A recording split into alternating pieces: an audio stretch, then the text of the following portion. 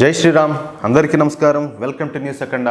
నేను మీ కస్తూరి శ్రీధర్. ప్రస్తుతం సమాజం ఎంత దారుణంగా ఉన్నదంటే, ఎవడైనా ఇబ్బందులు పడతా ఉంటే ఒరే స్వామి వాడికి ఏదైనా చేతనైతే వాడికి ఏదైనా సాయం చేద్దాం అనేది అట్లా పక్కన పెడితే దాన్ని ఎంటర్టైన్మెంట్ కింద తీసుకుంటారు. సపోజ్ ఒకటి ఎవడైనా యాక్సిడెంట్ అయిపోయి పడిపోయి వాడు కొట్టకలాడుతూ ఉంటాడో, కాపాడినంట కాపాడే ప్రయత్నం పక్కన పెట్టి ఈ దరిద్రులంతా ఏం చేస్తారంటే పోయి దీన్ని ఫోన్లో వీడియో తీసేదానికి ప్రయత్నం చేస్తారు. ఎందుకు?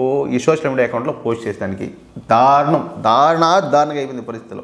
ఇంకో మాట చెప్తా, ఎవడైనా అభిమానంతో ఫోన్ చేశాడు అనుకో, ఎట్ట తయారైపోయినారంటే, ఊరి వీడు ఎందుకు ఫోన్ చేస్తున్నాడోనే, వీడు ఫోన్ చేసేవాడు ఏమన్నా డబ్బులు పాడు ఏమన్నా అడుగుతాడేమో, వాడికి ఏం అవసరం వచ్చి మనం ఫోన్ చేస్తున్నాడో అని అనుకుంటారు. అంతేగాని ఓడేదో సరే ఇబ్బంది వచ్చో లేకపోతే అభిమానంతోనో ఇష్టంతోనో మనాతన అనేది ఏదన్నా ఫీలింగ్తోనో ఏదైనా చేస్తానని చెప్పేసి ఎంత మాత్రం కూడా ఆలోచించే పరిస్థితులు లేవు.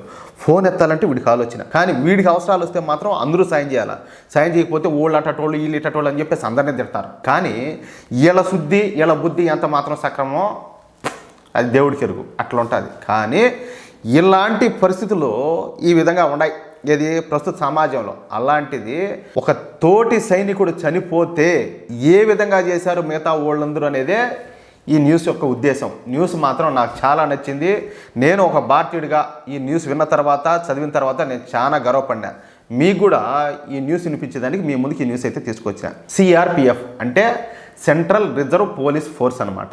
ఈ సిఆర్పిఎఫ్ అనేది హోం వ్యవహారాల మంత్రిత్వ శాఖ కింద భారతదేశంలోని ఒక కేంద్ర స్థాయిలో పోలీస్ దళం అన్నమాట. ఇది శాంతి భద్రతలను నిర్వహించడానికి, అదేవిధంగా అంతర్గత భద్రతను అందించడానికి రాష్ట్రాలు మరియు కేంద్ర పాలిత ప్రాంతాలకు సాయం చేయడంలో ఈ సిఆర్పిఎఫ్ వచ్చేసి వీళ్ళ పాత్ర గణనీయంగా ఉంటుంది. అది వాళ్ళ డ్యూటీ కూడా. కానీ సిఆర్పిఎఫ్ వాళ్ళు మళ్ళీ అంటే సతుకుతారు, ఉరిసేత కొట్టేట్టే, మామూలు కాదు, సూపర్గా ఉంటుంది వాళ్ళ పంచనం.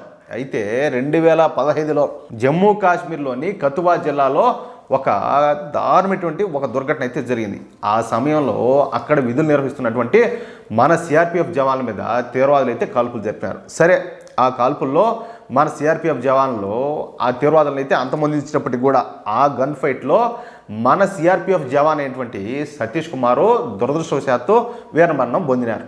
ఇక ఈ వీరమరణం పొందినటువంటి సిఆర్పిఎఫ్ జవాన్ అయినటువంటి సతీష్ కుమార్ది హర్యానాలోని చత్తర్ అనే ఊరు అనమాట.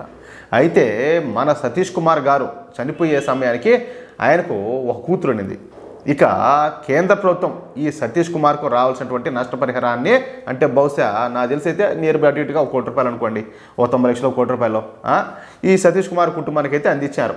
ఇక హర్యానాలోని బీజేపీ ప్రభుత్వం సతీష్ కుమార్ కూతురు చదువు బాధ్యతలు తీసుకొని ఆ అమ్మాయిని చదివించింది కూడా. ఇక ఆ అమ్మాయి పెరిగి పెద్దదయ్యి పెళ్ళిడికి రావడంతో మొన్న ఆ అమ్మాయికి పెళ్లి చేశారు. ఈ పెళ్లి చేసింది ఎవరో తెలిసిన, వాళ్ళ అమ్మో, వాళ్ళ మేనమా వాళ్ళు, వాళ్ళ అమ్మమ్మ వాళ్ళు, వాళ్ళ తాత వాళ్ళు, ఓళ్ళు కాదు, సాక్షాత్తు సిఆర్పిఎఫ్ జవాన్లే ఈ పెళ్లిని అయితే చేశారు. తమ తోటి సహచరుడు చనిపోయి దాదాపు 10 సంవత్సరాలు కావస్తా ఉన్నప్పటికీ కూడా తమ సహచరుడైన వీరమరణం పొందినటువంటి సతీష్ కుమార్ని ఏ మాత్రం కూడా మర్చిపోకుండా సిఆర్పిఎఫ్ జవాన్లే వచ్చి ఈ పెళ్లిని అయితే ఘనంగా నిర్వహించారు. ఈ పెళ్లిలో అమ్మాయికి తండ్రి లేడు కాబట్టి ఇక పీటల మీద అమ్మాయి తల్లిదండ్రులు కూర్చోవాలి కాబట్టి ఒక ఉన్నత స్థాయి సిఆర్పిఎఫ్ అధికారి దంపతులే ఆ అమ్మాయిను తమ కూతురుగా భావించి పెళ్లి పీటల మీద కూర్చొని ఆ అమ్మాయికి ఘనంగా పెళ్లి చేశారు. ఇక ఆ అమ్మాయి పెళ్లికైన ఖర్చు అంతా కూడా ఈ సిఆర్పిఎఫ్ తరపు నుండే ఇవ్వడం ఇక్కడ మరొక విశేషం అనమాట. ఈ పెళ్లిలో దాదాపు 100 మంది సిఆర్పిఎఫ్ జవాన్లు అయితే పాల్గొన్నారు. ఒక్క సిఆర్పిఎఫ్ జవాన్లు మాత్రమే కాకుండా సిఆర్పిఎఫ్ ఉన్నతాధికారులైనటువంటి CRPF DIG, deputy commander, assistant కమాండర్లు కూడా పాల్గొని వధువులను అయితే ఆశీర్వదించారు. ఇక్కడ మరొక విషయం చెప్పనా, ఆ అమ్మాయి వీర జవాన్ కూతురు కావడంతో పెళ్లి కొడుకు కూడా 1 రూపాయి కూడా ఎటువంటి లాంఛనాలు అడగకుండా ఆశించకుండా ఇష్టపూర్వకంగా నచ్చి పెళ్లి చేసుకున్నాడు సంతోషంగా. నిజంగా ఇది ఒక అద్భుతమైన సంఘటన అని చెప్పుకోవచ్చు. ఇలాంటి దృశ్యాలు మనకు హర్యానాలో ఎక్కువగా కనపడతా ఉంటాయి. మన దేశంలో ఇదే స్ఫూర్తితో అందరూ జవాన్లు కూడా పనిచేస్తూ ఉంటారు. కష్టం వస్తే ఒకరికొకరు అండగా నిలబడతారు. ఇది మన జవాన్ల గొప్పతనం. ఎందుకంటే మనకు ప్రాణం విలువ తెలుసు, దేశం విలువ తెలుసు, దేశం గొప్పతనం తెలుసు.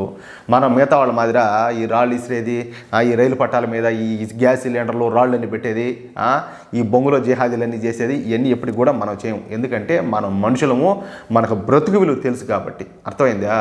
అది మ్యాటర్. న్యూస్ మాత్రం నాకు చాలా నచ్చింది, చాలా హ్యాపీగా అనిపించింది నాకు ఈ న్యూస్ విన్న తర్వాత. అందుకే చెప్పేది, కనీసము ఈ కాలంలో ఎట్టున్నదో నేను ఇంతకుముందు కూడా చెప్పిన, నువ్వు సరే ఒకరికి సాయపడేదట మానించి ఇంకొకటి నాశనం నువ్వు కోరకపోతే మేలే, కనీసం ఆ విధంగా ప్రయత్నం చేయండి. అది ఒకరికి సాయపడకపోయినా ఏం ఇబ్బంది లేదులే, కానీ ఒకరికి ద్రోహం చేసే ప్రయత్నాలు అయితే ఎవరు చేయకూడదు. అది మ్యాటర్. ఓకేనా? మీకు ఈ న్యూస్ నచ్చితే, అదేవిధంగా నేను చెప్పింది కరెక్ట్ అని మీరు భావిస్తే ఈ న్యూస్ నలుగురికి షేర్ చేయండి. అలాగే తప్పనిసరిగా ప్రతి ఒక్కరు కూడా మీ యొక్క అమూల్యమైన అభిప్రాయాలను కామెంట్ రూపంలో తెలియజేయండి ప్లీజ్. జై శ్రీరామ్.